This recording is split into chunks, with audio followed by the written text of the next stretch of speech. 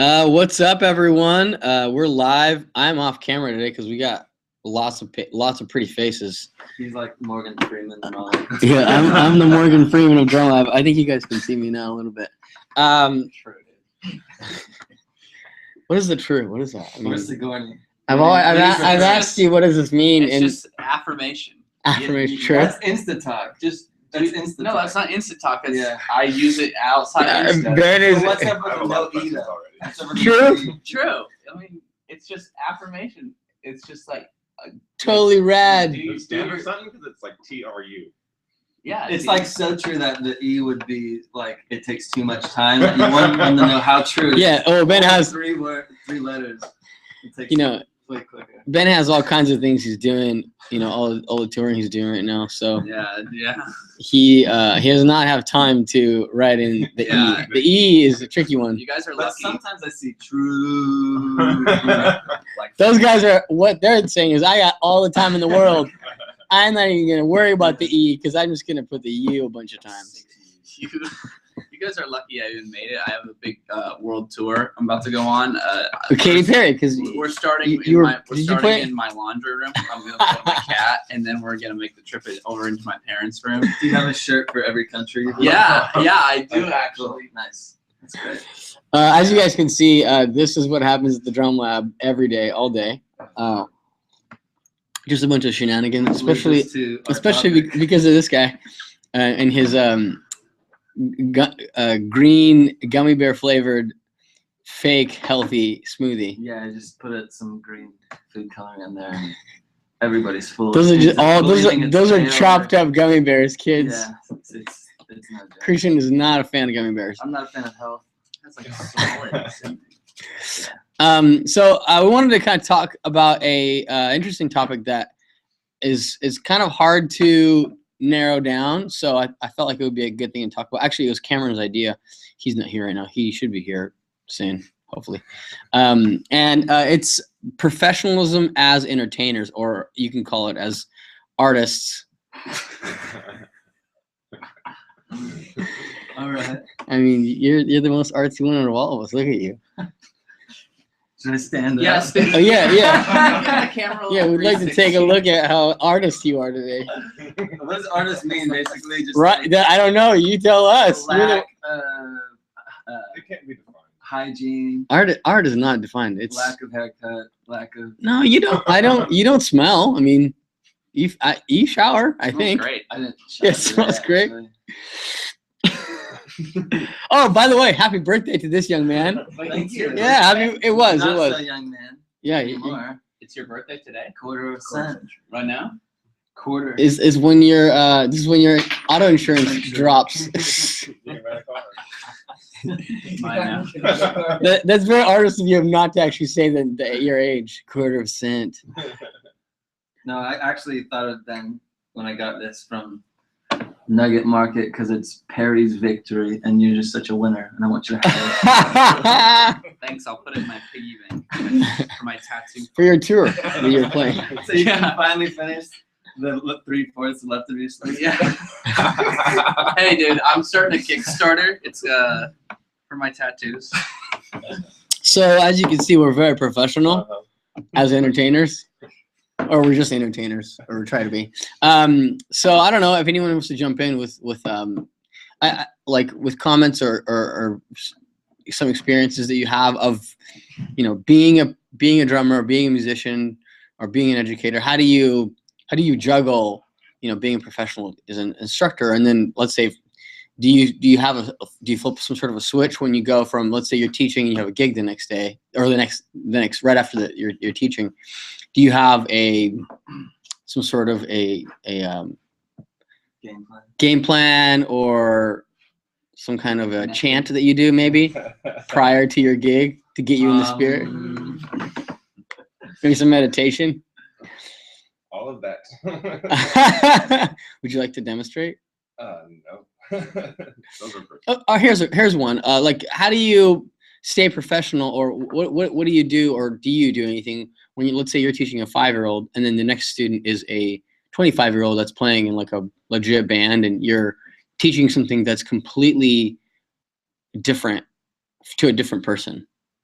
Do you have, or do you guys act the same? Like, are you the same person with every student? Well, hopefully I don't have to explain to 25-year-old which hand is right.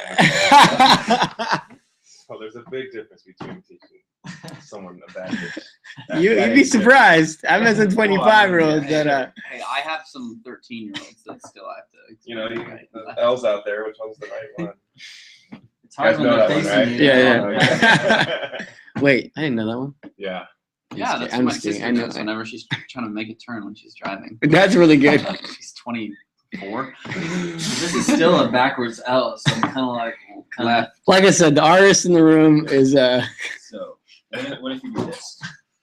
Then you're screwed. All right, everybody, good hand. Let's give it up for the hand. Good to see you guys. Thanks for tuning in. We'll post this in case you missed something.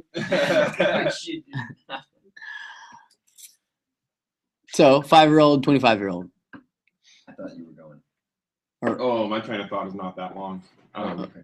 We're about 15 seconds in. Completely too far. It's that cinnamon.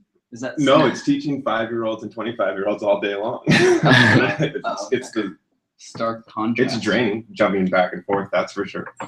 And I think one thing I have to do is keep that mental mind state of giving each individual person their own time and not letting the 5-year-old who I was just begging and pleading with to do what I asked, or to just keep their attention. Not to color on the wall. Not to color on the wall for an exact example. And not to let that roll over into someone's lesson who has taken the whole week to practice and focus on what we worked on last week. Yeah. And that may not seem like a difficult thing to do, but when you're teaching a high rate of lessons, if you got 8 to 10, 12 lessons a day doing back and forth, it can be a lot to juggle mentally. Yeah. Sometimes in the day I'm pretty exhausted from doing that.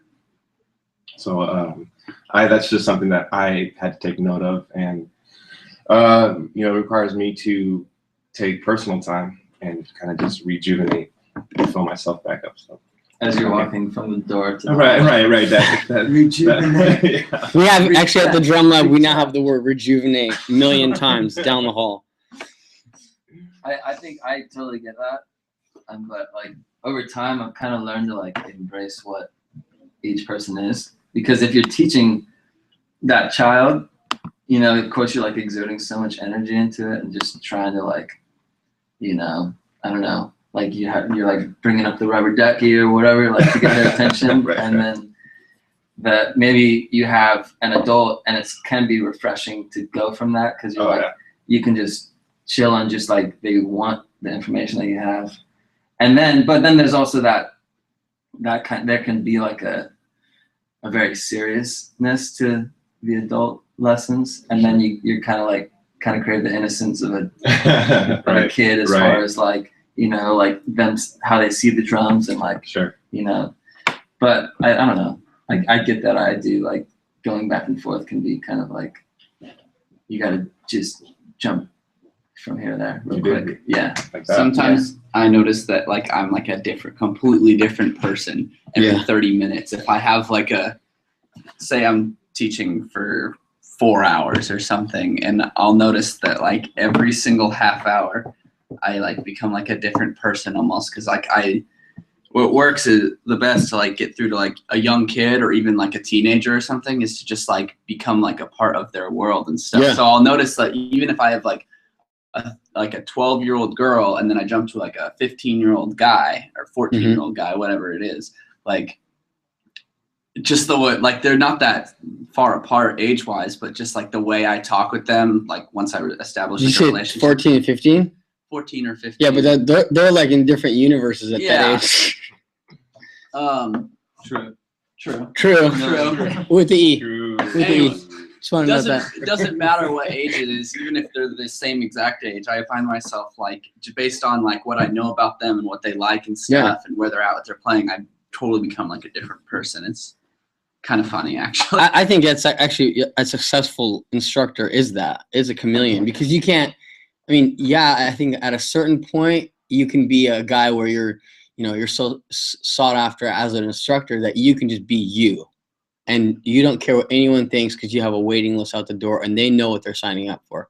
But that's one train of thought. But like the way I always taught, and I think part of my success was that I was able to flip the switch and, you know, talk about Ninja Turtles for a half hour, and then talk about, you know, playing, you know, your biggest gig of your life at that point with that student for another half hour, and then back to talking about unicorns the next half hour. And I actually, it is draining. You're right.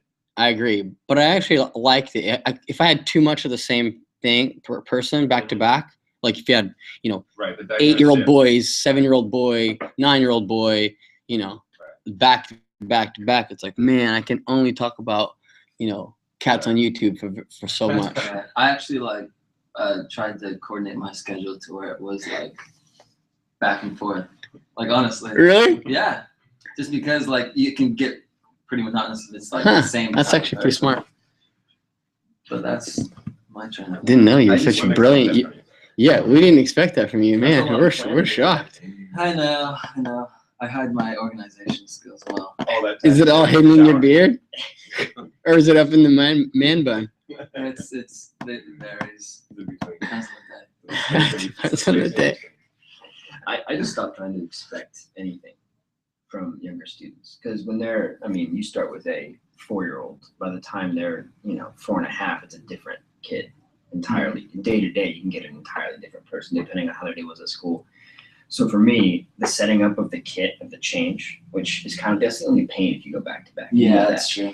But it takes what, 2 minutes maybe max to adjust a kit and catch up with the kid and let them share what they made in crafts that day, or catch up with the adult and find out, hey, how was that gig you played in the Bay last week? Oh, it was good. You're able to catch up, and in that time, my brain that's my reset is when we're sitting at the kid. It's like, okay, we have 2 minutes, which we have to spend anyway. So if I talk while we do this, I can actually calibrate my brain accordingly and go, oh, okay, so you today are a 3-year-old, not a 4.5-year-old. So Is this still an adult? Or we're back to the 3-year-old? More or less. But it's just it helps me it sets me up for success to just take that time and just talk with them for about 2 minutes. That's good. That's good. I like that. Okay, I'll switch gears. What about gigs? How do you? Because it's a whole different animal. Like playing as a musician and teaching, I'm a little bit different as a person. I act differently a little bit. Like whether I'm playing a church or a venue or. Yeah, I remember that time I came to see you, and I like waved at you and didn't know what to back. Like you're too cool for school once you're on the stage. Harlow's is huge, bro. And when you headline Harlow's on a Wednesday night, you don't wave to no one. True. It's a really big deal. It's a really big venue in Sac. It's the biggest. It's the biggest venue with Almost downtown. It's right by the freeway. There's an EMPM not too far away. Well, because the thing is the lines are so long, people get tired of waiting in line. They can stop by the AMPM and get snacks because they got to wait. Signings, autograph is forever. Takes forever. Ben would like to say something. Can everybody be quiet? The boy's about to speak. The boy. I'm gonna start this off. I'm gonna put it in a direction because it's a. Man, I wasn't even done with my thought, but okay, tear it away. Well, I mean, if you want to finish your thought, you I'm may. just kidding, You have my permission to Go finish ahead, your continue. Spin the top. thought. Just professionalism as a musician, and this goes both ways between church because I've seen it in church, and also like whether it's a church gig, I mean, and also like a gig, like a club gig or Gig. I like there's two categories of gigs in life. There's Like a real gig. There's the church. Like the real deal or just church? You wear like the nice shirt and like you like make sure you take like a paper towel and wash your pants and stuff. Or you can throw them in the laundry. That also works really well. Venue gigs, you just You just roll up. you just bring all your hot dogs and bring them to the venue. Yeah. DVs. Anyways, Hot dog. stop it. I'm so glad this is live. Everybody stop. This is a professional. Stop talking. Yeah. Stop talking, dude. Daniel over here, firecracker. Sorry, buddy. Daniel's new, so Yeah. he's still getting in the swing of things. Search needed like more diversity on staff. The one thing he says is gold. All right, Daniel, everybody. Very good, very Good week, good. Daniel, see you later. Anyway, so as I was saying, professionalism as a musician, I've seen it in both. Musicians and artists, but mainly musicians, for whatever reason, they have a very like a self-absorbed tendency Mhm. stuff, and everybody's I don't know what you're talking about. everybody's always, and I've seen it. I've seen it in church. I don't know. I'm not listening. I don't know. I've seen it in church, and I've seen it in like touring and stuff Yeah. like that, like in different ways. But there, I mean, you come across people that like are pretty like self-absorbed and Mhm. into their own world and stuff. And even when you're like doing a lot with yourself musically, it's hard not to be like, oh, Into like, your own thing, 'cause yeah, it's your yeah, craft. It's yeah. your baby. So Yeah. to speak. And there's like I think there's like a fine line there to walk with, like when you're just being excited about what you're talking about, Yeah. and then where you cross the line to where you're just like, oh my gosh, Me. this guy will not stop talking. And I think I've been guilty of that, like especially Oh when I yeah, was dude. younger. I All mean, the time. just being so excited about what I'm caught up in, just all I want, like somebody like, oh Ben, like what are you doing with your music? And I just go Mhm. all over the Just conversation. Yeah, just music vomit. I have grown to respect a lot of people who are doing a lot musically and stuff, but they're humble enough to, Mhm. I mean, they'll like talk about it with you, not like they're like keeping it a secret Yeah. or anything, but they're humble enough to like be excited about what they're talking about, and at the same time be genuinely interested in like developing like a relationship with like a band that they're playing with that might be like smaller than them, or like So they don't Give- follow you with a guitar and sing your song. Yeah. all day long. I've literally had experiences with people who just won't stop Yeah, no one singing. at the drum lab has a guitar in their room. Oh my gosh, I'm like one more comment away from that door or window right there if I need to. Yeah, it's quick to do it here. It's nice. By the way, thank you, Origin, for letting us use their conference room. Yeah, shouts out to Shouts out to Origins. Shouts out. Origins is a really cool non-profit. Yeah, look at that, everyone. Yeah, Origin, the smoothie from Origin you got. Awesome non-profit coffee shop that's right in our plaza, so we use it because we don't have a big enough conference room for this kind of gathering. But that's my That's your take. change. I'm throwing it in there. So you're saying just learning how to balance being self-absorbed versus into your thing, because you have to, like, as I think Yeah. the hard part as a musician or artist, you have to kind of promote your own thing, because Yeah. that's It's very how you get important. your name out. That's how you get students to sign up, especially with like in the age of social media. It's like you have to talk about it all the time, because that's how you kind of cut through all the stuff It's a hard out line there. to find. Yeah. It's a very very tough line. Right, promoting yourself to being Just like just about yourself. yeah, and you have to learn how to. I mean, I have to like control how, like monitor how much. Okay, how much have I posted about this or that, or and learn. I mean, I've taken like how many selfies have I posted this week? Like, have I posted like Enough? No. like 5 mirror pics this week, or like 2 mirror pics? Like, you just gotta stay humble. Like 3 is the line. It's your cutoff. That's your professional line. Yeah. That's a good one. one. Follow me on Instagram at Ben Wood. Hey, this is the Drum Lab thing, bro. This is not at Ben Wood. and then follow the Drum Lab at the Drum Lab. We don't have a way to censor right now, so I'll just do this right here. It's a bunch of beep sounds. Everything sucks. Beep. But I think it's important when you're on stage to flip a switch. Yeah. You know, and just nothing else exists because you're there to play. You're there not just for you, but for everyone else on stage. Yeah. Your job is to make them better and set them up to be their best as a group. Mhm. You're the rock. I mean, you got to focus. But once you get off stage, I agree. Like, I mean, sometimes you need a little second to get out of the zone. If you're like Yeah. so intense after you played for hours. But once you get off stage, it's important to just engage with people. And one thing I tell my students a lot that I don't see in their covers is when they play, they're just so stoic, like to the point where I'm like, are you mad? Like I'll watch their videos with them and say, tell me 4 things you did well. Like, well, I messed up. It's like, no, 4 things you did well. Go. And they'll watch it, and none of them so far, none of them have smiled. Oh man, that's not a good sign.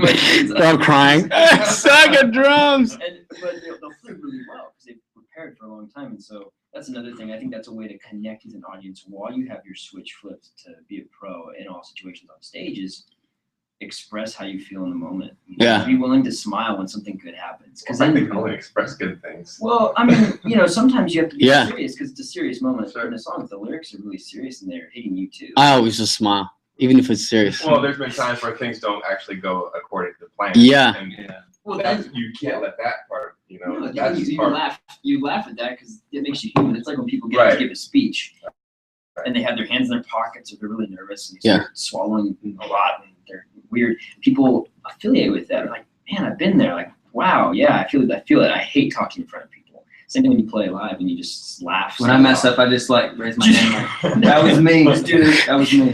And then you actually stop playing, raise your hand. Let's try that again. Bridge. I just run off stage in like a fit of tears. Yeah, I heard about that. Fluids just everywhere. I think It's that's actually endorsed by Kleenex.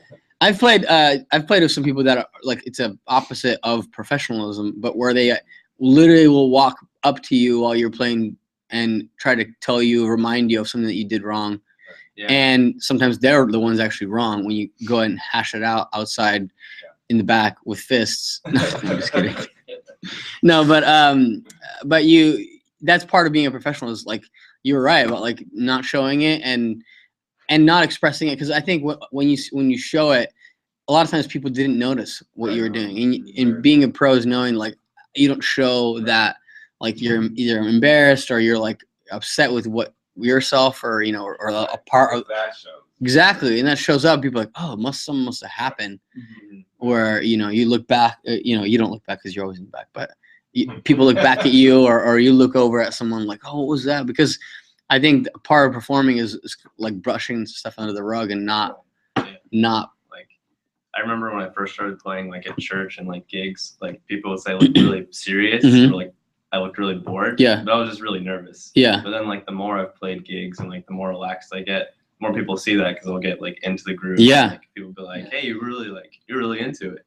You're like, yeah, because I'm not sweating bullets anymore. Yeah, exactly. It's fun, and I think mistakes then become fun. Yeah. Mistakes, and then making adjustments live on the fly. Yeah. That can make a redundant situation much more interesting. I Yeah. think it just takes experience, like you were saying. Nothing The worse more than- you do it, you just get natural, and then you find kind of what your vibe is on stage and like how you move with music, or whatever. But yeah, it just takes. Ben's still working on his. You just gotta smang it. Practice in front of Smang it. Is that a new word? Take selfies while Just you're gotta playing. smang it a little bit. Throw some hip into it. Put a little English in it. Wow. But yeah, I treat it like roadkill. I had a professor say that. He just said if you make a mistake, it's like you're driving along and you hit a little squirrel. He's like, if you're looking in your rearview mirror at a little squirrel, you're gonna turn. There's gonna be a big old deer in front of you. And you're just gonna wreck your car. And the argument was, he would ask like, an 8-measure groove, how many notes did you play? And it's like, well, with Ghosts and 16s, I can play upwards of 160 notes in 8 I've never thought that much into it. I literally wrote it out, and I was like, I played like 160 notes. He's like, how many mistakes did you make? It's like, oh, I messed up on like one like hi-hat bark. He's like, okay, so you got a 159 and a 160. Like, shut up. This segment has been brought to you by takingthefunoutoftmusic.com. Subscribe to our other YouTube channel. Music is not fun. Music can be accounting. No, I'm just kidding. But yeah, you're right. Like I read it.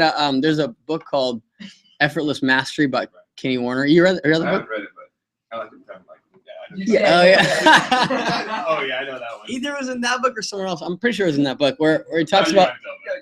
It was a while. I just like, throw out random books. Yeah, I read this book. There's a quote there that I'm going to make up right now in a book that doesn't exist. No, but it talks about how I'm kind of paraphrasing, but when you're thinking about, like, you should unplug when you're performing and not necessarily analyze or overanalyze what you're playing. That's in the practice room. When you're playing, the moment you mess up and you start thinking about that mess up for the next 10 bars, 12 bars, 165,000 notes later. 164. There we go. Yeah, sorry. I'm sorry. No, but that whole time you might not notice it, but everything is a little off, and your grooves might be a little off, or your time, or your ghost notes, like you're saying, like some part of it is off because your mind is back there still thinking about, and you're kind of snowball. It can force you to snowball with your playing or forgetting a part. But yeah, and then at the end of the day, no one really is thinking about that. They're in the moment because they're watching you. So being a pro is being able to not let that affect you. And I mean, you're right about, was it you or you that said that mess ups can be fun and funny once you kind of get over the hump of like, who gives a crap? Who cares? I think the worst part is messed up a song you don't know. Yeah. Because then you're just terrified of playing the song. Yeah. But if it's a song that you do know and you do know well, and for some reason you maybe play it so much that you just kind of forget it. Yeah. You don't listen to the original versions, or Yeah. You forget where it even started. Yeah. And then that's fun. Smile, roll with it. Yeah. I mean, the strangest things will happen, especially if you're playing a big set. You have 50 songs to play. I mean, it's a lot of things to memorize, and especially with performance, parts of the show and everything. Yeah. Stuff to think about. Recovery is that's huge. Recovery for sure. And when I was in the construction trade, it was never the journeyman that who never made mistakes that were the best. It was always the ones that covered up, who fixed their mistakes that were the best. It's not about not making mistakes. It's about having done it, having the experience. That's some Zen stuff right there. I like that. Me and Christian are hanging out. I just wrote that, on the scrolls of my heart. I just wrote it down. Christian has that tattoo on his chest. Yeah, that was true. Please don't show us. Sure. I had one You're thing just happen. channeling your aura right now. Exactly. Yeah. That's good. Yeah. He stopped it. It's like, man. No. I was gonna segue into a story. I get you, man. It's good. Christian's out to tell us. Camaraderie. We have camaraderie. Okay, so of course, it's good to move on from mistakes. But one time, I was playing a gig and I get bloody noses a lot. Mm-hmm. Dry season, okay, Mhm. and so I was mid song and my nose just started. It was like the floodgates of blood just everywhere, and I couldn't stop. And my friend, she had some tissue. She brought him over, and I had to just keep playing, and blood was just everywhere. Finally, I dammed it up. Yeah. And I was good to go. And then it went through. It just kept going. And finally, I was like, screw it. So I just ripped it out. And I think it was broken down in the bridge. So I had my hands free. And I was just I went to warrior mode, and I took the blood and I smeared it on my and I was just playing, and there was fireworks of blood. It was just, it was pretty epic. It's a good thing this was in your thrash metal band. Yeah. That was back in the thrash metal days. This live hand just went PG-13. Yeah, I'm sorry. Kids, go ahead and log off. We're gonna go into different topics right I now. don't know what that had to do with anything really. Maybe embrace when things go bad on stage. Yeah, you have to be professionally good and the bad. I think a true pro shines during the bad, not the good. Everyone can play in great settings, Right. Like when everything's going great, Yeah. that's easy. It's easy to. There's no obstacle there. Yeah. But when things are going bad, or let's say if you're traveling and you go from venue to venue to venue, or you don't know what the setup is going to be like, is knowing or being able to be comfortable in those settings. Yeah. I used to be really picky about how I set my kit up, and I stopped doing that. I think it was Ronald Bruner that said he used to, or his teacher used to make him set up his kit differently every time, and he'd have to play on it. That the modern drummer where he had the like 3-4 times, I think, like that, in like a triangle. I think it was like, and then someone asked him about a setup, and he was like, yeah, I tried different things. And so one of the things I started doing is, by the way, we're up to 2 live viewers now. That's dose. Hey, shouts Huge. out to my cat and my mom. You had him logged in. You logged in Yeah, before you left. Shouts out. I thought it was Hansel and Gretel. Did I say 2? I meant 2,000 right here.